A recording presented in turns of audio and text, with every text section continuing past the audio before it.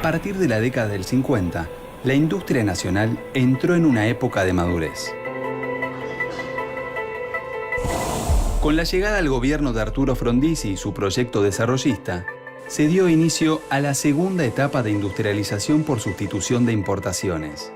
Las siderúrgicas, las químicas, las petroquímicas y sobre todo las automotrices adquirieron mayor protagonismo. El impulso a las ramas pesadas marcó el ingreso a una nueva época, una época emblemática en la historia de la industria nacional.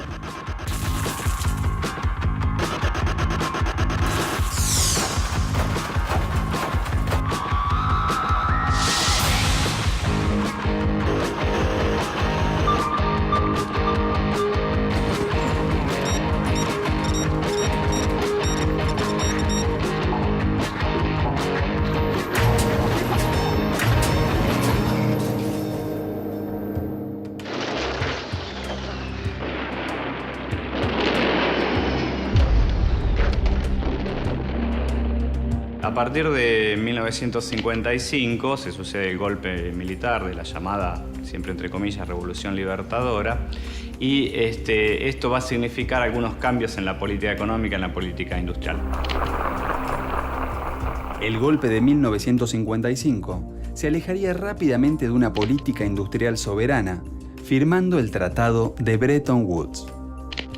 Una serie de acuerdos de préstamos concedidos por el recién creado Fondo Monetario Internacional. Y también lo que implica no solo financieramente, sino aceptar reglas de juego que no son propias. De cómo tiene que ser la política industrial, cómo tiene que ser la política con las inversiones extranjeras.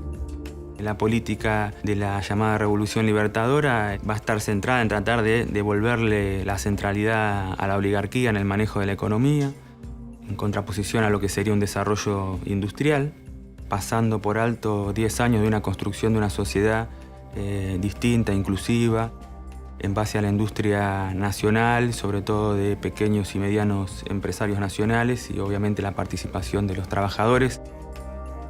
Y efectivamente trataron de volver a una sociedad que ya no existía más. El triunfo de Arturo Frondizi en las elecciones de 1958 puso fin a la dictadura de la Revolución Libertadora. El proyecto desarrollista llegaba al poder.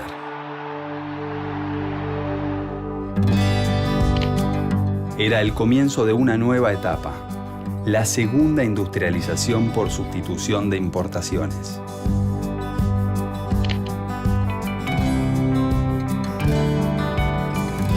Cuando uno habla del desarrollismo, en realidad está hablando de una política favorable al impulso del sector manufacturero y de algunos sectores claves o estratégicos, básicamente el sector químico, el sector petroquímico, el sector de la industria automotriz, ¿sí? Y el sector en general productor de metales y de maquinarias y de equipos. Esos serían los sectores claves en esta estrategia desarrollista. Y como ellos tenían la idea de que el ahorro argentino era insuficiente, necesitaban que entren capitales extranjeros que podían traer las divisas, pero también el conocimiento técnico y tecnológico para desarrollar y comercializar esas industrias que algunas eran nuevas incluso en el país.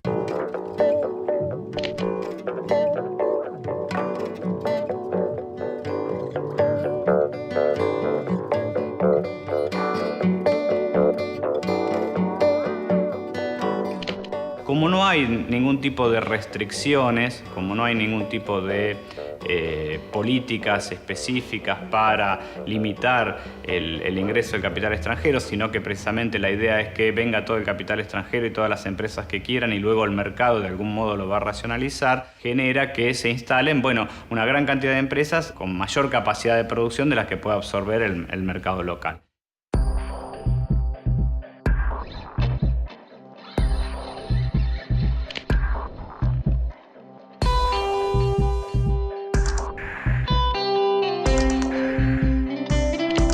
El proyecto del polo petroquímico elige Bahía Blanca como un punto estratégico, principalmente porque es un nodo gasífero importante. En Bahía Blanca convergen dos de los gasoductos principales de la República. El otro aspecto también es la disponibilidad de energía. Y un tercer elemento no despreciable es la disponibilidad de un puerto importante que nos permite realizar las exportaciones con total comodidad.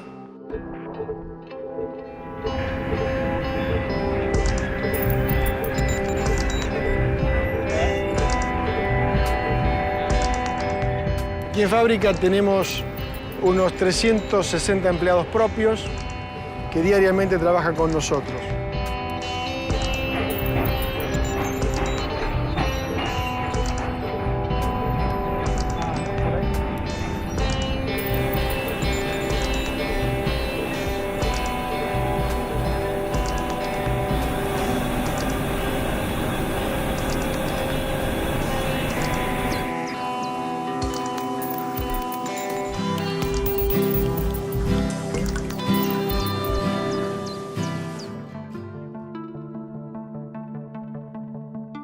La inversión de capitales extranjeros, además de producir grandes mejoras en los sectores químico, petroquímico y siderúrgico, generó un gran desarrollo en la industria automotriz.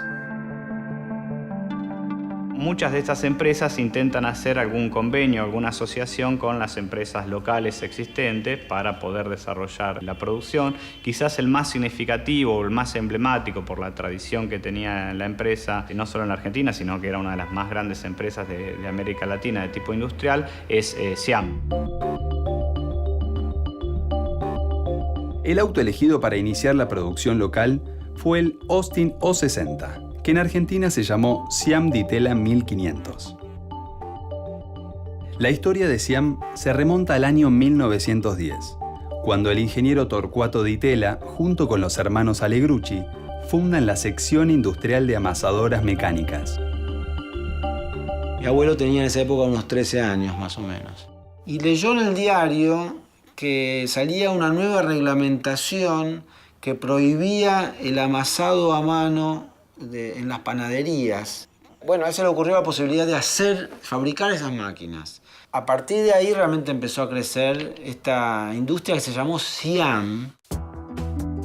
La consolidación de la empresa se da en realidad en los años 20 a través de YPF y de los surtidores de nafta y todo lo que es tubos y cañerías.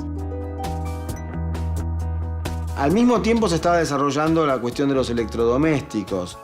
La empresa realmente estaba creciendo con 2 plantas, y ahí te empieza a tomar otra dimensión.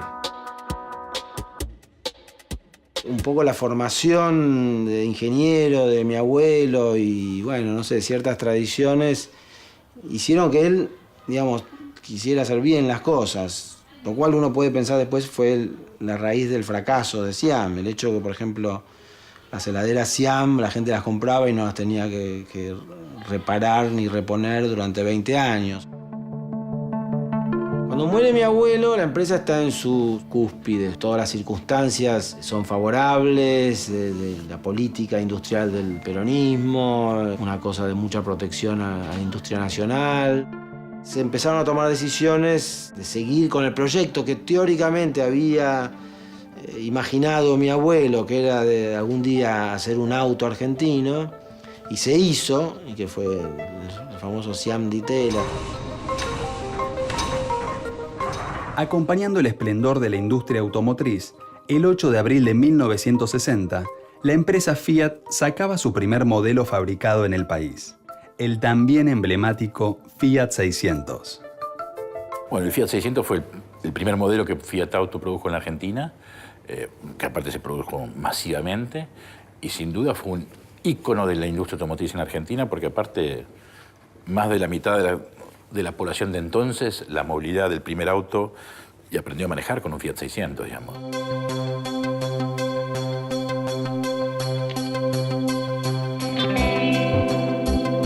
Y bueno, Fiat se convierte en poco tiempo en uno de los grupos industriales más importantes, era el grupo industrial privado más importante del país. Producía autos, producía camiones, producía material ferroviario, grandes motores diésel, tractores, cosechadoras, en plantas dispersas entre la provincia de Córdoba principalmente, Santa Fe y la provincia de Buenos Aires.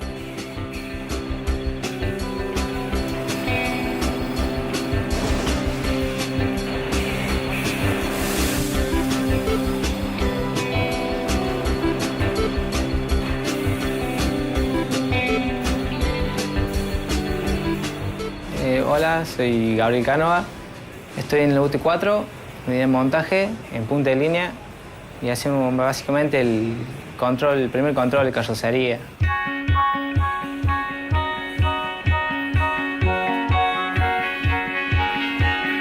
Leemos los opcionales del auto que pide el cliente y revisamos más que todo eso, que esté todo bien montado. Le hacemos el primer control del auto estético y estático del auto.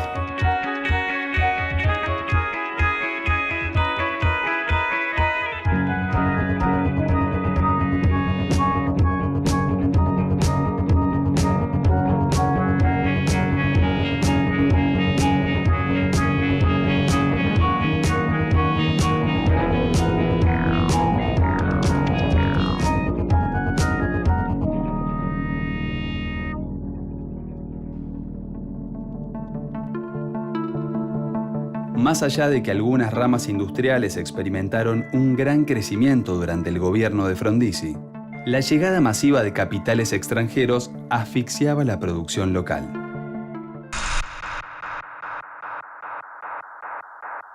Hubo una corriente de liberalización y ya no pudo competir. O sea, las empresas que habían crecido como Siam al amparo del proteccionismo, primero de la Segunda Guerra Mundial y después del peronismo, esta es una imagen de mi viejo, cuando les sacaron la carpa del circo en la cual vivían, eran como los animales del circo que de pronto se encuentran con que tienen que pelear con los animales de la selva, y ahí no tuvieron chance.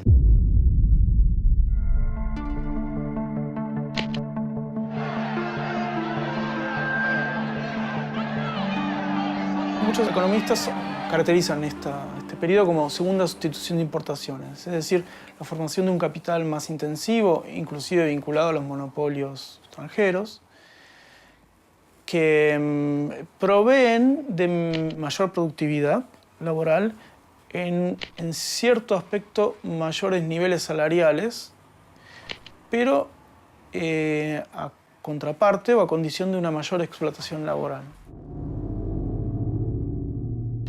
Y ahí es donde empezó a tener los roces con sus bases de apoyo, sus alianzas que eran muy endebles, ¿no es cierto? Sobre todo con la CGT, por ejemplo, ¿no? Cuando empieza ya a interferir en las negociaciones salariales, empieza a ponerle coto a los aumentos salariales.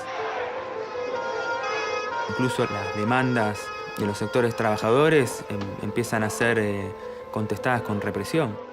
Y un manejo por parte de los militares de las cuestiones civiles, ¿no? Las detenciones estaban a cargo de los militares, digamos. Lamentablemente fue el comienzo de algo que después se degeneró bastante. Los conflictos sociales y las presiones militares ponían en jaque al gobierno de Frondizi, y el modelo económico sostenido por créditos internacionales comenzaría también a mostrar sus grietas.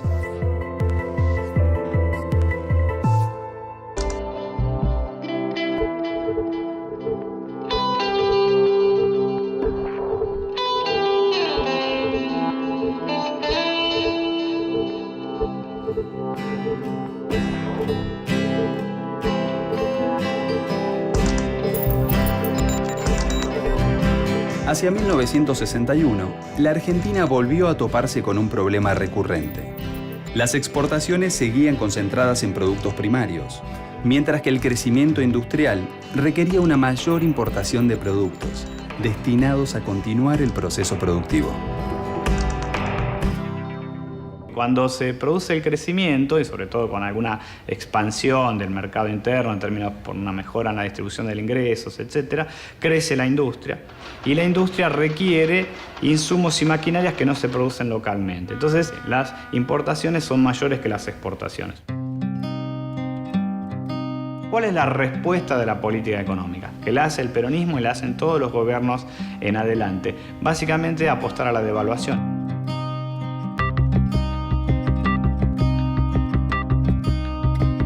Devaluar la moneda para encarecer las importaciones que la industria no pueda obtener maquinarias e insumos como los obtenía anteriormente y genera una recesión, y alentar sobre todo las exportaciones, es decir, favorecer con la devaluación a los sectores exportadores. Esto permite, en un relativo corto plazo, que las exportaciones crezcan, que las importaciones decrezcan y por lo tanto otra vez renovar la etapa de auge o de crecimiento económico. Todas las políticas económicas, desde el peronismo en adelante, el desarrollismo, intentan resolver ese dilema de la economía argentina.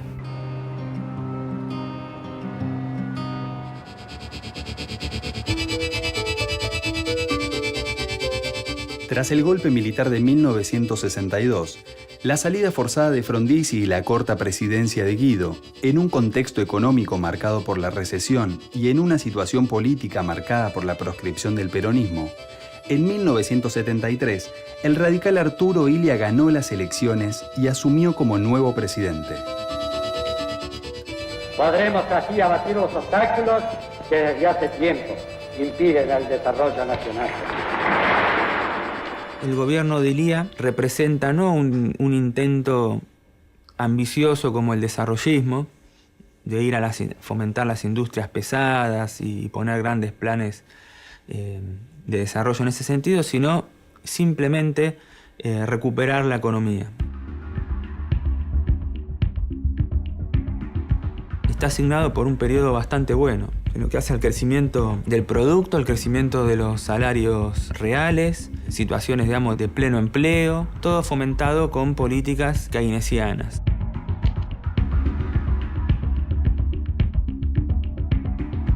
Quiere decir que el gasto público aumenta, se dan posibilidades de inversiones a través de créditos, se fomenta, digamos, el empleo y el aumento salarial, se trata de controlar también la inflación para que el salario real rinda, pero nada que tenga que ver con la cuestión estructural.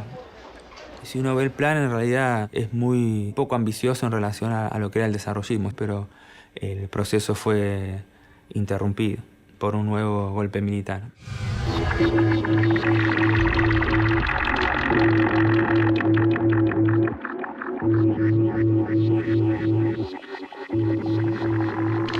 La fundamental medida de orden económico tomada hoy consiste en la liberación del mercado cambiario, el que continuará vigilado en la medida indispensable para evitar el uso abusivo de divisas y las operaciones especulativas.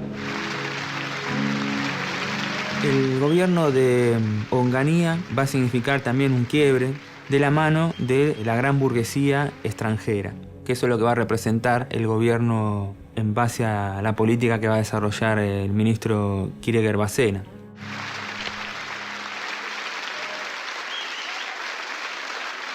El plan de Krieger-Bacena es un plan que también tiene un costado relativamente ortodoxo de ajuste. Obviamente es una dictadura, se hace una devaluación, esto afecta fuertemente al salario de los trabajadores, pero digamos se hace paralelamente un acuerdo de precios de forma tal de que logra controlar la inflación. Paralelamente lo que Krieger-Bacena hace es aplicar retenciones a los exportadores tradicionales, al campo, a los terratenientes, a los productores rurales, para, digamos, financiarse. Y con esta financiación del Estado encara una serie de políticas clave en torno a la infraestructura, el desarrollo energético, el desarrollo de caminos, etcétera, para ganar en eficiencia y en competitividad a otros sectores de la economía y básicamente el sector industrial.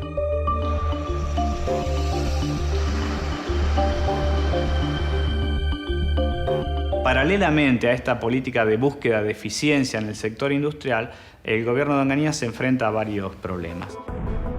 Uno de ellos es la quiebra o las dificultades que tienen muchas empresas para poder seguir operando en condiciones económicas porque han sufrido la política de devaluación en el año 67, son empresas que estaban endeudadas en el exterior y tienen muchos problemas.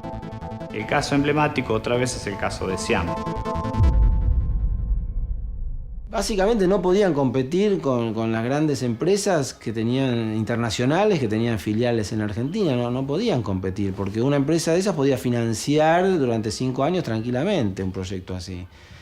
Y entonces el auto Siam sí fue un símbolo y fue un éxito y hubo hermosas publicidades que se guardan hasta el día de hoy, pero me parece que la realidad era que todo eso se hizo en base a un endeudamiento terrible y encima en cierto momento en una muy mala relación con los gobiernos que vinieron a partir de Onganía en el 66. Entonces eso terminó de clavar los clavos en el ataúd. Así como murió en esa lucha Siam, creo que hubo muchas otras empresas que también murieron. Y de alguna manera yo creo que con esas empresas como Siam murió también un poco el sueño de Argentina país industrial.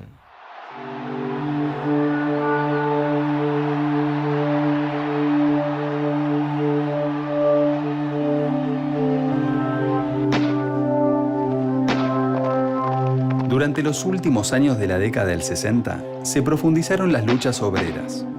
En mayo de 1969, en Córdoba, uno de los polos industriales más importantes del país, esas luchas se cristalizaron en un histórico levantamiento popular.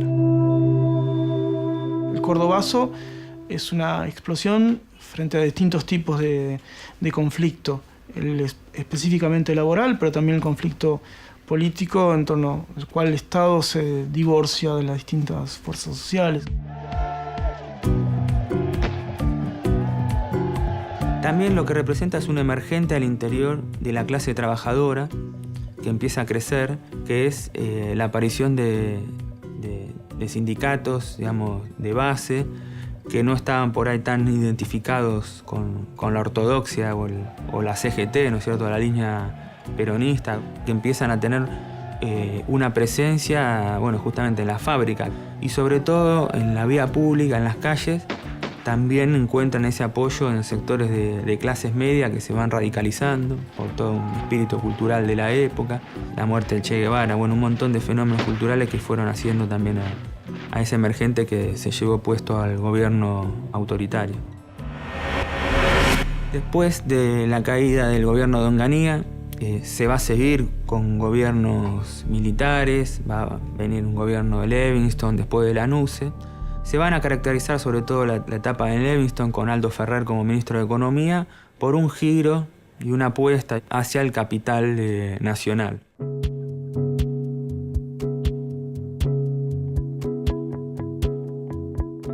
A principios de la década del 70, la actividad industrial de las empresas estatales se concentraba en la producción de bienes de capital y bienes intermedios. Las empresas extranjeras se concentraron en la producción de bienes de consumo durable, en bienes de capital y bienes intermedios.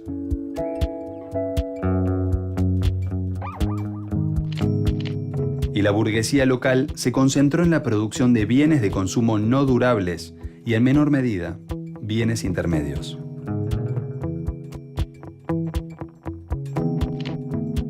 En este panorama, la industria nacional estaría a la espera de una política estatal que la acompañe.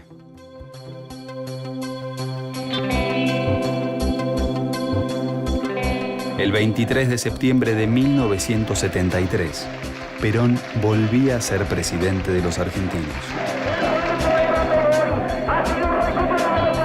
¿Cuál es la estrategia del gobierno peronista, la estrategia de desarrollo, la estrategia de más largo plazo? Intensificar la producción agropecuaria, intensificar la sustitución de importaciones y avanzar en las posibilidades de la exportación industrial. Esta política queda refrendada de algún modo en el plan trienal.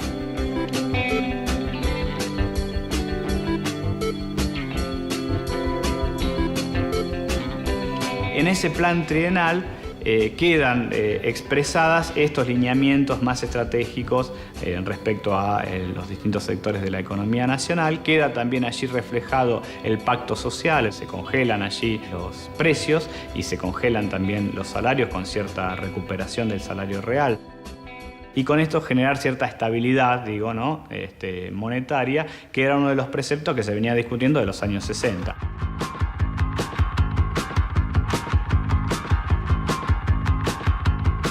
El desarrollo industrial antes del golpe militar fue bastante sólido. La industria venía creciendo a las tasas más altas de su historia. Eso creo que es uno de los mitos con los cuales también la dictadura y el poder económico trató de sacarnos la idea de la necesidad de industrializar el país y que no éramos eficientes. Allí hay un quiebre, hay un asesinato del modelo de industrialización por sustitución de importación. Durante la segunda etapa de sustitución de importaciones, el sector industrial floreció y se convirtió en el motor del desarrollo. Luego de casi 3 décadas de avances y retrocesos, la industria nacional experimentó un proceso de crecimiento continuo. La interrupción del modelo sustitutivo llegó con el golpe militar, que puso en marcha una de las reestructuraciones económicas y sociales más dramáticas de la historia de nuestro país.